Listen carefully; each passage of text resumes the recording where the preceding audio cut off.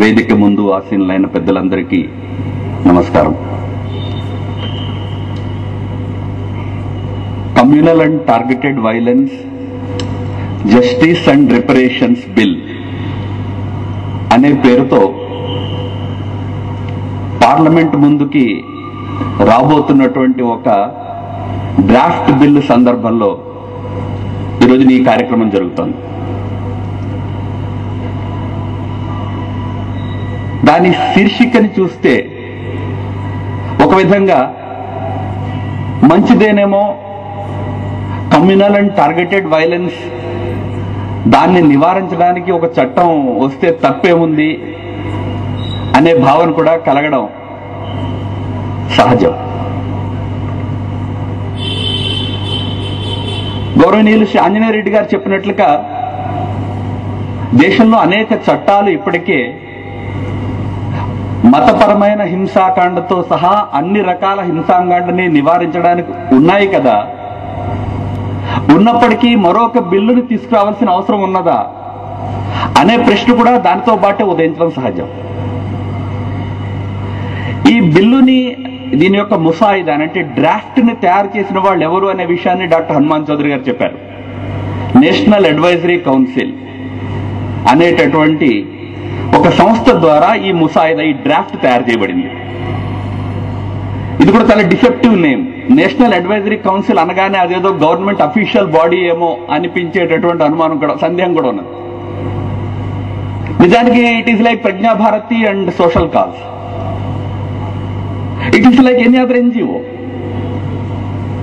శ్రీమతి సోనియా గాంధీ గారి నేతృత్వంలో దేశంలోని కొద్దిమంది తథాకథిత మేధావులు ఒక గ్రూపుగా ఏర్పడి ఆ గ్రూప్ని నిర్ణయించేది కూడా చైర్పర్సన్ గారే.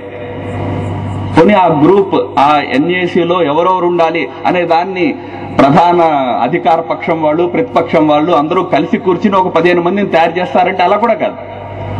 చైర్పర్సన్ ఎవరు ఉండాలి అనేది ప్రభుత్వం నిర్ణయిస్తుంది. చైర్పర్సన్ గారు వారు పర్మనెంట్, శాశ్వతం. వారు అటు కాంగ్రెస్ లోనూ శాశ్వతము, ఇక్కడ కూడా శాశ్వతం, ఎన్ఏసీలో కూడా శ్రీమతి సోనియా గాంధీ గారు. మిగిలిన మేధావులందరినీ వారు నిర్ణయిస్తారు. అటువంటి ఒక 12 మంది మేధావులతో కూడినటువంటి ఎన్ఏసీ అనేటటువంటి బాడీ ఈ డ్రాఫ్ట్ ని తయారు చేసింది. సో మొట్టమొదటి ప్రశ్న గౌరవనీయులు ఆంజనేయ రెడ్డి గారు లేవనెత్తినట్లుగా మనకి మరొక చట్టం కావాలా అనేది చాలా ఎంత ఔచిత్యమైన ప్రశ్న అయినట్లుగానే అసలు ఎన్ఏసీకి ఉన్నటువంటి లోకల్ స్టాండ్ ఏమిటి బిల్స్ తయారు చేయడానికి అనేది కూడా అంతే ఔచిత్యం కలిగినటువంటి ప్రశ్న. ఇవాళ రేపు మన దేశంలో అనేక విషయాలను అవుట్ సోర్స్ చేస్తున్నాం. అవుట్ సోర్సింగ్ ఇండస్ట్రీలో భారతదేశం చాలా బెనిఫిట్ అవుతోంది కూడా. లండన్ లో కోర్టుల్లో జరిగే కేసుల యొక్క కేస్ షీట్స్ అన్ని ఇండియాలో తయారైపోతుంటాయి. Outsource to Indian law firms. Information టెక్నాలజీలో అవుట్ సోర్సింగ్ ఉంది. ఇప్పుడు భారత ప్రభుత్వంలో ఉండేటటువంటి బ్యూరోక్రసీ బిల్లుల ముసాయిదాన్ని తయారు చేసేటప్పుడు కూడా అవుట్ సోర్స్ చేసేసింది. ఈ డ్రాఫ్ట్ తయారు చేయవలసిన బాధ్యత ప్రభుత్వంలో ఉన్నటువంటి అధికారులది. ప్రభుత్వము రూపొందించే చట్టాల డ్రాఫ్టులు ప్రభుత్వంలో ఉండే అధికారులు తయారు చేస్తారు. కానీ ఇక్కడ విచిత్రమైన పరిస్థితి ఏమంటే ఆ పనిని ఒక ఎన్జిఓకి అప్పగించేశారు. ఆ ఎన్జిఓ తనకి ఉన్నటువంటి అవగాహన ఆధారంగా ఒక డ్రాఫ్ట్ ని తయారు చేసింది. ఆ డ్రాఫ్ట్ ని తయారు చేస్తున్నప్పుడు ఆ డ్రాఫ్ట్ కి ఒక ఎక్స్ప్లెనేటరీ నోట్ ను కూడా ఆ ఎన్జిఓ తయారు చేసింది. NAC gave N explanatory note which addresses this very fundamental question raised by Anjaneya Reddy గారు. మరో చట్టం కావాలా అని. మొత్తము ఈ బిల్లుకి సంబంధించినటువంటి చర్చ అంతా ఆ ఎక్స్ప్లెనేటరీ నోట్ ని చదివిన తర్వాతనే ప్రారంభం చేయాలి. ఒక చిన్న హిస్టారికల్ ఫ్యాక్ట్ ని మీ ముందు పెట్టి నేను ఆ ఎక్స్ప్లెనేటరీ నోట్ లో ఎన్ఏసీ మేధావులు చెప్పిన విషయాన్ని మీ ముందు పెడతాను. 1946వ సంవత్సరంలో దేశానికి స్వాతంత్ర్యం ఇవ్వడం దాదాపు ఖాయము అనే విషయం నిర్ధారణ అయిన తర్వాత దేశాన్ని విభజించకుండా ఆపడానికి ఒక అంతిమ ప్రయత్నాన్ని మహాత్మా గాంధీ గారు చేశారు. That was his final attempt to prevent partition. Jinnah గారి ఇంటికి 19 రోజుల పాటు రోజు పొద్దున్నే చర్చల కోసం వెళ్లారు గాంధీ గారు ఢిల్లీలో. అనేక మంది హిస్టోరియన్స్ ఆ చర్చల గురించి రాశారు. ఆ చర్చల్లో Gandhiji tried his best to appease Jinnah. ప్రతిరోజు మీటింగ్కి వెళ్ళినప్పుడు జిన్నాని గాంధీ గారు ఓ ఖైదే ఆజం జిన్నా, ఓ గ్రేట్ లీడర్ జిన్నా అని సంబోధించి పిలుస్తుండేవారట. జిన్నా ఎప్పుడు గాంధీ గారు మిస్టర్ గాంధీ అని మాత్రమే అనేవాట. 19 రోజుల పాటు ఆ చర్చల్లో గాంధీజీ జిన్నాకి అనేక రకాల ఆఫర్స్ ఇచ్చారు. నువ్వు దేశాన్ని ముక్కలు చేయడము అనే ఒక్క ప్రపోజల్ ని వదిలిపెట్టేసే, నువ్వేం కావాలంటే అది తీసుకో. And the final offer was you become the premier of the independent India. నువ్వు ఈ దేశపు మొట్టమొదటి పాలకుడు అయిపోవు. స్వతంత్ర భారతదేశం మొదటి పాలకుడు జిన్నాయే అవుతాడు. నేను నెహ్రూ గారికి నచ్చ చెప్తాను, ఆ తంటాలేవో నేను పడతాను.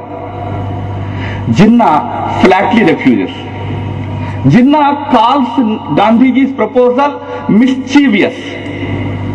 మీరు చాలా ఆక్తాయి వ్యవహారం చేస్తున్నారు. అండ్ జిన్నాస్ ఆర్గ్యుమెంట్ వాజ్ కి మీరు ఇప్పుడు బ్రిటిష్ వాళ్ళని వెళ్ళిపోవడానికి పంపించేసి ముందు భారతదేశంలో నుంచి పంపించేయడం కోసం అని చెప్పి మీరు అనేకమైన ఆఫర్స్ నాకు ఇస్తున్నారు. బట్ నాకు తెలుసు భారతదేశానికి స్వతంత్రం వస్తే, ఇవాళ ఉండే రూపంలో స్వతంత్రం వస్తే, it will be a majoritarian India and your proposal is mischievous. The day British leave this country you will kick me out. మీరు ముందు బ్రిటిష్ వాళ్ళకి తన్ని తగిలేస్తారు, తర్వాత నన్ను తన్ని తగిలేస్తారు. బికాస్ స్వతంత్ర భారతదేశము అధిక సంఖ్యాకుల భారతదేశం అవుతుంది. ఇది ఆనాడు జిన్నా చెప్పిన విషయం. ఎన్ఏసి తన ఎక్స్ప్లనేటరీ నోట్లో ఏం రాస్తుందంటే, ఎందుకని ఇటువంటి ఒక ప్రత్యేకమైన బిల్లు కావాలి అంటే వారిచ్చిన కారణము, భారతదేశంలో ఈ రోజుకు కూడా పోలీసు శాఖలో, ప్రభుత్వ యంత్రాంగంలో, రాజకీయ వ్యవస్థల్లో, నీతి నిర్ధారక యంత్రాంగం అన్నిటిల్లోనూ బహుసంఖ్యాకుల యొక్క ఆధిపత్యమే ఉన్నది. అటువంటి పరిస్థితుల్లో అల్పసంఖ్యాక వర్గాలకి న్యాయం జరగడం వ్యవస్థ ద్వారా అసాధ్యం. ఇది లాజిక్. అంటే ఈ దేశంలో ఉన్నటువంటి ప్రతి ప్రభుత్వ అధికారి by virtue of he belonging to a particular religion he will be biased.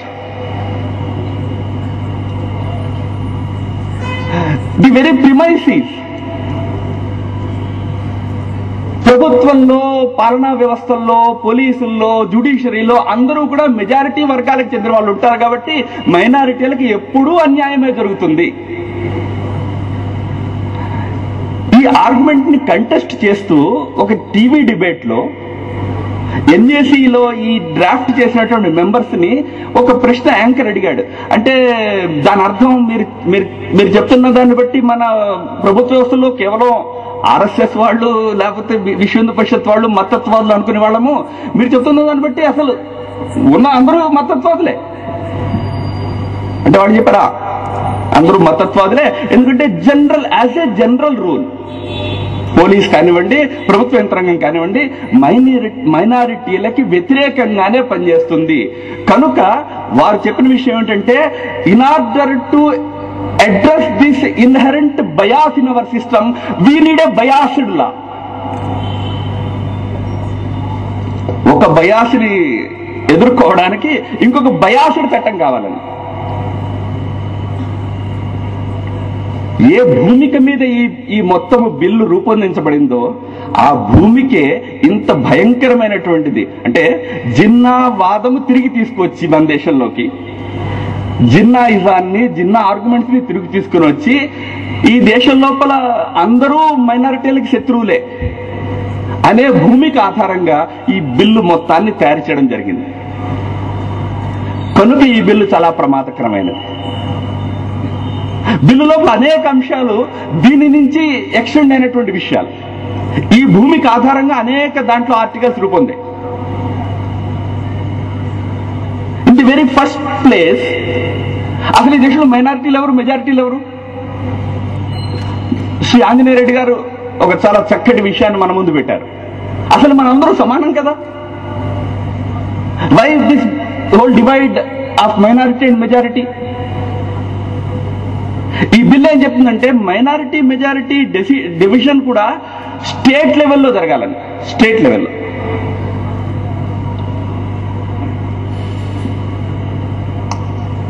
Jamaat-e Islami Hind వాళ్ళది ఒక స్టేట్మెంట్ నిన్న ఢిల్లీలో వాడు రిలీజ్ చేశారు, బిల్లుని గట్టిగా సమర్థిస్తూ. ఈ బిల్లు కావాలని. నేను బిల్లులో కొన్ని విషయాలు మీ ముందు పెడతాను కొద్దిసేపట్లో. కానీ వాళ్ళ ఉద్దేశంలో ఈ బిల్లు ఇంకా చాలా వీక్ బిల్, ఇది ఇంకా స్ట్రాంగ్ గా తయారు చేసి పెట్టాలి ఈ బిల్లుని అని. అయితే అందులో వాళ్ళు ఒక గొప్ప మాట చెప్పారు, అసలు ఈ బిల్లుని మతతత్వవాదులు వ్యతిరేకించేస్తున్నారని. జమాతే ఇస్లామీ ఏమిటి అసలు? జమాతే ఇస్లామీ అని పేరు పెట్టుకుని తామేదో పెద్ద సెక్యులర్ అయినట్టుగా మిగతా అందరూ మతత్వవాదులు, దీన్ని వ్యతిరేకించే వాళ్ళందరూ మతత్వవాదులు అని చెప్పి మతతత్వవాదులు వ్యతిరేకిస్తున్న దాంట్లో వాళ్ళు తప్పుతో పట్టించేస్తున్నారు దేశ ప్రజల్ని. ఏమంటే చెప్తున్నారంటే ఈ బిల్లు హిందువులకు వ్యతిరేకం అంటున్నారు. ఇది అసలు హిందువులకు వ్యతిరేకం కాదు, హిందువులు కూడా అనేక రాష్ట్రాల్లో మైనారిటీలు కదా అని. హిందువులు జమ్మూ కాశ్మీర్లో సంఖ్యాపరంగా మైనారిటీలు. ఈ బిల్లు జమ్మూ కాశ్మీర్కి వర్తించదు. దీంట్లో first article 1 exempts Jammu and Kashmir from the jurisdiction of this bill. మొదటి అధికరణమే. ఇక మిగిలిన రాష్ట్రం నాగాలాండ్ లో మైనారిటీలు, లేకపోతే మేఘాలయలో మైనారిటీ, అక్కడ మీరు చూసుకోండి. The very arrangement of minority majority state level. TV చర్చల్లో అడిగారు, ఏమండి మరి భారతదేశంలో స్టేట్ లెవెల్లో మీరు మెజారిటీ మైనారిటీ డిసైడ్ చేస్తే కేవలం జమ్మూ కాశ్మీర్ 1-2 ఈశాన్య రాష్ట్రాలు వదిలిపెడితే మిగతా మొత్తం భారతదేశంలో ఒక పంజాబ్ లో సిక్కుల మెజారిటీ, మిగతా అంతా హిందూ మెజారిటీ కదా. మరి ఈ బిల్లు స్వాభావికంగానే సహజంగానే హిందువులకి వ్యతిరేకమైన బిల్లు అని భావిస్తారు కదా. అంటే ఎన్ఏసీ సభ్యుల దగ్గర దాని సమాధానం లేదు. యాంకర్కి ఒక మంచి ప్రశ్న అడిగారు. అంటే భారతదేశంలో ప్రభుత్వము కొన్ని సంవత్సరాల క్రితం, 4 సంవత్సరాల క్రితము ఒక డేటా కలెక్ట్ చేసింది. మైనారిటీలు అధిక సంఖ్యాకులుగా ఉండే జిల్లాలు ఎన్ని అని చెప్పి భారతదేశంలో 90 జిల్లాలని మైనారిటీ డామినేటెడ్ డిస్ట్రిక్ట్స్ గా ప్రభుత్వం ఐడెంటిఫై చేసింది. మరి ఈ 90 జిల్లాలలో ఆ రాష్ట్రంలో మెజారిటీగా ఉన్నవాడు ఆ జిల్లాలో మైనారిటీ కదా. మరి అక్కడ బెంచ్ మార్కింగ్ స్టేట్. మరి మీరు ఈ చట్టాన్ని తయారు చేసినప్పుడు ఇది అందరికీ వర్తించేటట్టు చేయొచ్చు కదా. ఠీకే, కమ్యూనల్ వైలెన్స్ కి ఎగ్నిస్ట్ గా ఒక చట్టం కావాలని మీకు అనిపిస్తుంది, ఫెయిర్ ఇనఫ్. భారతదేశంలో ఈ మధ్య కాలంలో కొన్ని చాలా దారుణమైన కమ్యూనల్ వైలెన్స్ ఇన్సిడెంట్స్ జరిగాయి. నిజానికి 2005వ సంవత్సరంలో ఈ బిల్లు యొక్క మొదటి పురిటినొప్పులు ప్రారంభమైంది 2005లో. అప్పుడు ప్రభుత్వాధికారులు ఈ బిల్లును తయారు చేశారు. వాళ్ళు బిల్లును తయారు చేసినప్పుడు దీనికి పెట్టిన శీర్షిక కూడా వేరు, కమ్యూనల్ వైలెన్స్ ప్రివెన్షన్ బిల్. ఇప్పుడుండే డ్రాఫ్ట్ లో ప్రివెన్షన్ లేదండి, జస్టిస్ అండ్ రిపరేషన్స్ అంటే కాంపన్సేషన్, మిగతా న్యాయం సమకూర్చడం వెళ్తే దాన్ని ప్రివెన్షన్ కి ఇందులో విషయం ఎక్కువ లేదు. మరి 2005లో బిల్లు తయారు చేసినప్పుడు ఆ బిల్లు యొక్క నమూనాలో మైనారిటీ మెజారిటీ విధమైన విభజన లేదు. కమ్యూనల్ వైలెన్స్ ఎక్కడ జరిగినా కూడా ఆ వైలెన్స్ కి ఎవరు కారకులైనప్పటికీ వారి పట్ల కఠినంగా వ్యవహరించాలి. ఫెయిర్ ఇనఫ్, అటువంటి బిల్లు తీసుకురావచ్చు కదా. మరి ఒకవేళ తథాకథిత మెజారిటీ కమ్యూనల్ వైలెన్స్ కి టార్గెట్ అయితే వాళ్ళేం చేయాలి? అంటే ఇంటలెక్చువల్స్ ఆఫ్ దిస్ ఎన్ఏసి వాళ్ళ వ్యూ ఏంటంటే, వాళ్ళకి ఆంజనేయ రెడ్డి గారు చెప్పినట్టుగా ఐపీసీ ఉంది కదా, ఇండియన్ పీనల్ కోడ్ ఉంది కదా. మరి ఇండియన్ పీనల్ కోడ్ అందరికీ ఉంది కదా. నేనే ఇండియన్ పీనల్ కోడ్ అందరికీ ఉన్నప్పటికీ కూడా పోలీస్ అధికారులు వాళ్ళు బయాస్ అవుతారు, న్యాయమూర్తులు బయాస్ ఉంటారు, ప్రభుత్వాధికారులు బయాస్ ఉంటారు. కాబట్టి ఒక బయాస్డ్ బిల్లు పెట్టి మైనారిటీలు రక్షించాలి. So the very premise on which this bill is made is so horrible. దాన్ని ఆధారం చేసుకుని ఈ బిల్లులో అనేకమైనటువంటి అంశాలు న్యాయానికి స్థానం లేకుండా, న్యాచురల్ జస్టిస్ అంటారు, న్యాచురల్ జస్టిస్ కి స్థానం లేదు. అడ్మినిస్ట్రేటివ్ వ్యవస్థ మొత్తానికి ఎటువంటి గౌరవము, ఎటువంటి మర్యాద లేదు. ఈ బిల్లులో ఆర్టికల్ 13 ఉన్నది. ఆర్టికల్ 13 ప్రకారము అంటే ఈ బిల్లు కనుక వచ్చినట్లయితే మన దేశంలో ఏ పోలీస్ అధికారి, ఏ ప్రభుత్వ అధికారి అన్బయాస్డ్ అనే నిష్పక్షపాతంగా ఉండడం సాధ్యమే కాదు. ఈ బిల్లు ప్రకారము ఎవరైనా అధికారి కంప్లైంట్, మైనారిటీ సమాజానికి చెందిన వ్యక్తి కంప్లైంట్ చేస్తే దాని మీద యాక్ట్ చేయకపోతే ఆ అధికారి మీద ఆయన మీద కూడా కేసు నమోదు చేసే వ్యవస్థ ఇందులో ఉన్నది. ప్రభుత్వ అధికారి కావచ్చు, కలెక్టర్, మన వ్యవస్థలో డిస్ట్రిక్ట్ కలెక్టర్ ఇది in-charge of law and order, SP కావచ్చు, డిఎస్పీ కావచ్చు, ఇన్స్పెక్టర్ కావచ్చు. He has to be biased. He has to act.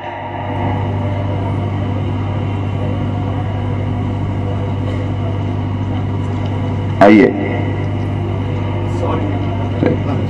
Arif Mohammad Khan साहब पहुंच गए हैं.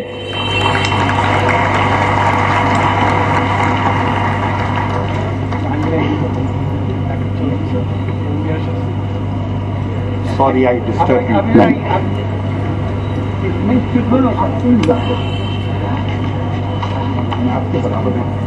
మనం ఆరిఫ్ మహమ్మద్ ఖాన్ గారి ఉపన్యాసాన్ని వినడానికి ఇక్కడ పెద్ద సంఖ్యలో అందరూ వచ్చున్నాము. I have to make way for his speech. मैं जल्दी कंक्लूड करूंगा. ప్రభుత్వాధికారుల మీద చట్టపరమైన చర్యలు తీసుకోబడతాయి. ఆర్టికల్ 14 కమ్యూనల్ డిస్టర్బెన్స్ అవుతున్న ఏరియాస్ లో సేన గాని, పారామిలిటరీ ఫోర్సెస్ గాని నియుక్తి పరిస్తే వాళ్ళు ఉండగా కనుక అక్కడ కమ్యూనల్ వైలెన్స్ జరిగితే బ్రిగేడియర్ అరెస్ట్ చేయొచ్చు. ఆ బిఎస్ఎఫ్ఓ, సిఐఎస్ఎఫ్ఓ, సిఆర్పిఎఫ్ అధికారులు వాళ్ళు అక్కడ ఎవరైతే ఉంటారో, స్పాట్ లో ఉంటారో వాళ్ళ మీద కూడా చేయవచ్చు. ఎందుకంటే వాళ్ళు కూడా బ్యాసిడ్ గానే ఉంటారు. Victim is always from a minority community. Majority cannot be a victim. రేపు ఏ ప్రభుత్వ అధికారి ఈ బిల్ వచ్చిన తర్వాత నిష్పక్షపాతంగా వ్యవహరించలేడు. He has to be biased. Otherwise he will be prosecuted.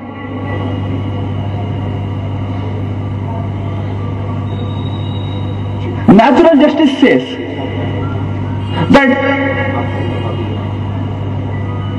you are innocent until proved otherwise. This bill says you are guilty until proved otherwise. ఒక ఫిర్యాదు రాగానే ఆటోమేటిక్ గా నువ్వు దోషి అయిపోతావు. నేను దోషిని కాదు అని తర్వాత నిరూపించుకో. ఆల్రెడీ ఈ ప్రొవిజన్ లేనప్పుడే పరిస్థితి ఎలా ఉందో ఆంజనేయ రెడ్డి గారు చెప్పారు.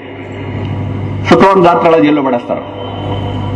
ఇంక ఇది వచ్చాక శుక్రవారం రాత్రి పడేయక్కలే, సోమవారం పొద్దున కూడా పడేయచ్చు. ఎందుకంటే you are anyway proved guilty until proved otherwise. Guilt establish చేయడానికి ఎవిడెన్స్ అవసరం అవుతుందండి. సాక్ష్యాలు కావాలి. సాక్ష్యం ఆధారంగా గిల్ట్ ఎస్టాబ్లిష్ అవుతుంది. This bill says presumption is evidence. సాక్ష్యం అక్కర్లే, general presumption is enough.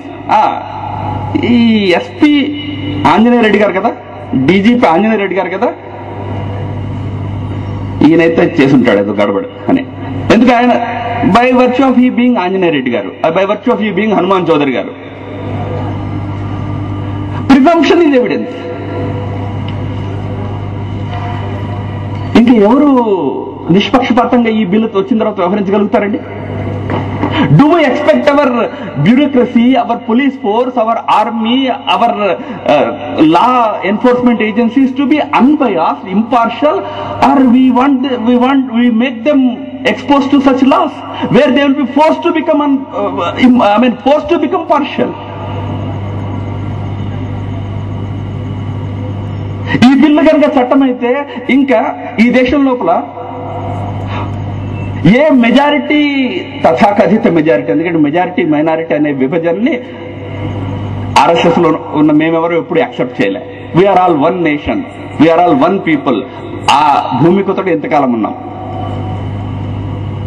But ఈ బిల్లు కనుక చట్టం అయితే ఏ మెజారిటీ సమాజానికి చెందిన వ్యక్తి ఒక తథాకథిత మైనారిటీ వ్యక్తితో స్నేహం చేయడానికి కూడా భయపడతాడు. ఎందుకంటే according to this bill, acquaintance multiplies your guilt. అంటే మీ మీద ఫిర్యాదు చేసిన ఆయన మీ పక్కింటి ఆయన అనుకోండి, మీ నేరము రెట్టింపు అవుతుంది. ఎందుకు? తెలిసి కూడా చేశారు.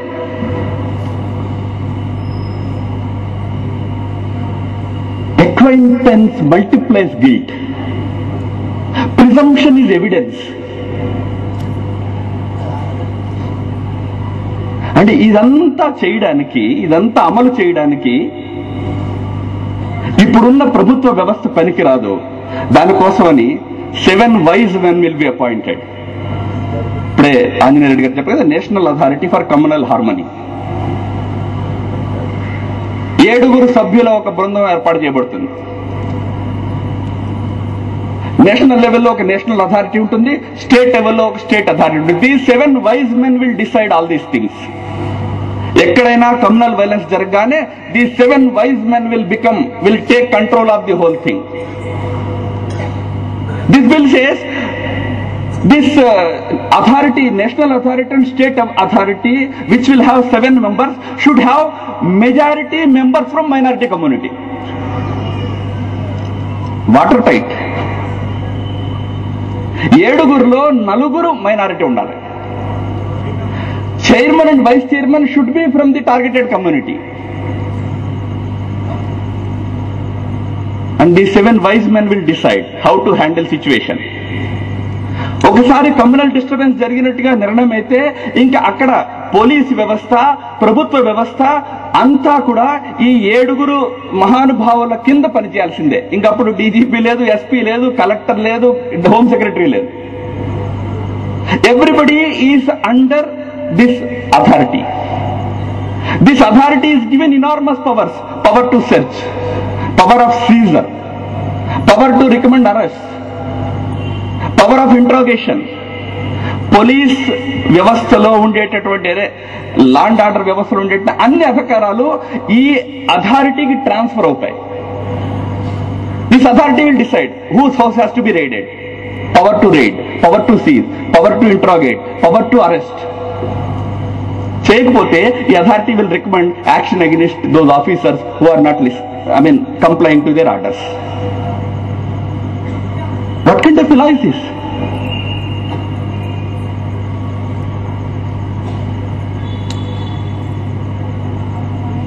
ఇప్పటి వరకు లా అండ్ ఆర్డర్ ఇది స్టేట్ సబ్జెక్ట్, రాష్ట్ర ప్రభుత్వాల అధికార పరిధిలో ఉన్నటువంటి విషయం.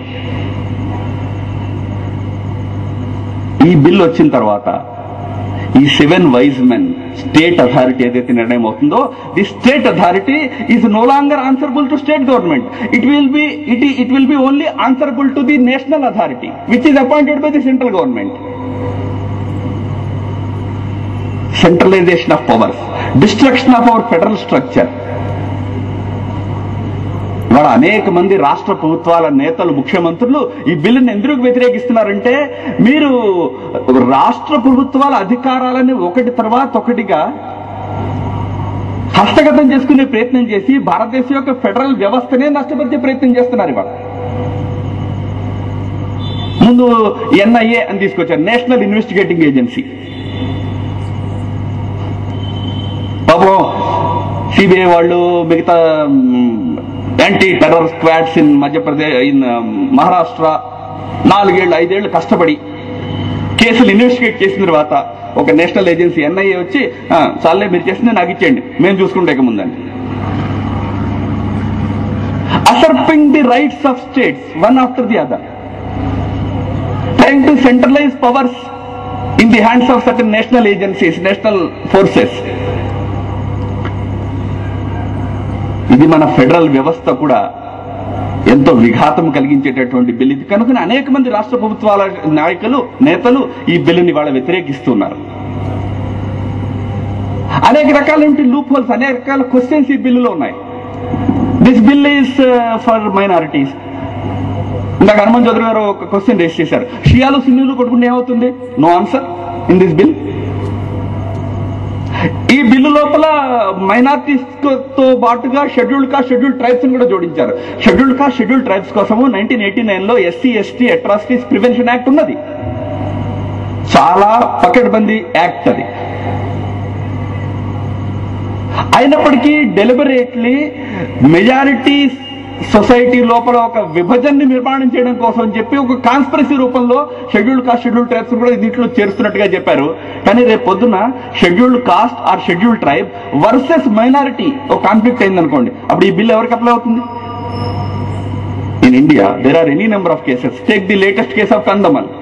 It was actually a fight between the tribals and the converted Christians. Where will you apply this bill? To tribals or to converted Christians? If you read the bill, it applies only to converted Christians. This is for religious minorities. కానీ దేశాన్ని దిగ్భ్రమ అనే తప్పుదారి పట్టించడం కోసం అని చెప్పి SC ఎస్టీలు కూడా చేర్చినట్టుగా ఒక నాటకం ఆడే ప్రయత్నం జరిగింది. ఓవరాల్ ఈ బిల్లు చట్టరూపం ధరించినట్లయితే నేను ఇందాక చెప్పినట్లుగా ఇది మన దేశం లోపల మతాల మధ్య సుహృద్భావాన్ని నిర్మాణం చేయడానికి దారి తీసేటటువంటి మాట పక్కన పెట్టండి, అది చాలా అసాధ్యమైనటువంటి విషయము. శాశ్వతమైనటువంటి ఒక విభజనని నిర్మాణం చేయడానికి మాత్రమే ఈ బిల్ సహాయపడుతుంది. It will create a permanent Gulf between communities in this country. నేను ఇందాక చెప్పినట్టుగా you cannot trust your neighbour, you cannot trust your friend, you cannot trust your colleague in the office. You don't know, tomorrow he will say this fellow said something. In this violence का definition मजेदार definition है. Violence can be physical, understand. వెళ్ళి ఎవరైనా నా మీద దాడి చేస్తే it is a physical violence. It says violence can be mental. Violence can be psychological. Now, how do you define psychological violence? How do you quantify it? What is psychological violence? Psychological violence అంటే ఇప్పుడు ఇక్కడ ఇందాక హనుమాన్ చౌదరి గారు ఉపన్యాసంలో గట్టిగా చెప్పారు కొన్ని విషయాలు. సభలో కూర్చుని ఉండొచ్చు ఎవరన్నా, వారు వెంటనే పోలీస్ స్టేషన్కి వెళ్ళి హనుమాన్ చౌదరి గారు చెప్పిన విషయాల్ని నేను సైకలాజికల్ గా చాలా హర్ట్ అయిపోయాను అంటే there will be a case against Hanuman Chaudhary ji and he will be found guilty and arrested. It's non-bailable under this act and he is guilty until proved otherwise, not innocent until proved guilty. Psychological violence. రేపొద్దున ఈ దేశంలో మతాల మధ్య సంబంధాలు ఉండవు, ఇంకా ఒకరు మరొకరితో మాట్లాడుకోవడానికి భయపడతారు. ప్రభుత్వ వ్యవస్థలో నిష్పాక్షికత చచ్చిపోతుంది. అండ్ దురుపయోగానికి అత్యధికమైనటువంటి స్కోప్ ఉండే విధంగా రూపొందినటువంటి బిల్ ఇది. దీని ఒరిజినల్ డ్రాఫ్ట్ లో 2009లో దీని డ్రాఫ్ట్ తయారు చేసినప్పుడు ఇందాక చెప్పినట్టుగా దీంట్లో ఒక మరింత ప్రమాదకరమైన ప్రొవిజన్ కూడా వాళ్ళు జోడించారు. ఇప్పుడు తీస్తారనుకోండి, తర్వాత దాన్ని కొంత రిఫార్మ్ చేసి తీస్తారు దాన్ని. ఆ ప్రొవిజన్ ఏమంటే ఈ 7 వైజ్ మెన్ స్టేట్ లో ఉంటారు కదా, state authority 7 wise men, they can decide that a given communal disturbance can be construed as internal disturbance. ఇక్కడ కాన్స్టిట్యూషన్ లో అధ్యయనం చేసిన వాళ్ళు ఉంటే వాళ్ళకి అర్థమవుతుంది what is the meaning of internal disturbance. Under article 355 internal disturbance can be enough reason to dismiss a state government under 356. రాష్ట్ర ప్రభుత్వాలని హింస పెట్టడానికి చక్కటి ఒక సాధనం, ఒక టూల్ గా ఈ బిల్లుని తయారు చేసే ప్రయత్నం జరిగింది. రాష్ట్ర ప్రభుత్వాలు బాగా గొడవ చేసిన తర్వాత ప్రస్తుతం ఉన్న డ్రాఫ్ట్ నుంచి దాన్ని తీస్తారనుకోండి. నేను ఎందుకు ఆ విషయం కూడా మెన్షన్ చేస్తున్నానంటే please understand the mindset. This is Jinnah mindset. Jinnah said India will be a majoritarian country. This bill says India is a majoritarian country. ఈ దేశంలో అందరికీ సమానమైన న్యాయం జరగాలి. ఆంజనేయ రెడ్డి గారు చెప్పినట్లుగా చట్టాలు అందరికీ సమానంగా వర్తించాలి. ఇప్పటికే సివిల్ లాలో మనం విడివిడిగా పెట్టుకున్నాము. ఇప్పుడు క్రిమినల్ లాలో కూడా విశేషమైనటువంటి వ్యవస్థలను ఏర్పాటు చేసే ప్రయత్నం చేసినట్లయితే జిన్నా వాదము వల్ల జరిగిన దుష్పరిణామాలను మనం గుర్తు చేసుకుంటే మరలా అటువంటి దుష్పరిణామాల వైపే ఈ దేశం వెళ్తుంది. కనుక ఇటువంటి బిల్లులని చట్టము కాకుండా ఆపవలసినటువంటి అవసరము చట్ట సభల లోపల ఉండేటటువంటి వాళ్ళ మీద ఉన్నది. కనుకనే మనందరము ఇవాళ పార్లమెంట్ లో ఉన్నటువంటి పార్లమెంట్ సభ్యులు ఏ పార్టీకి చెందిన వారైనప్పటికీ, if they want India's integrity, social harmony, communal harmony to remain intact, they must oppose this bill. They must say that we don't want this bill.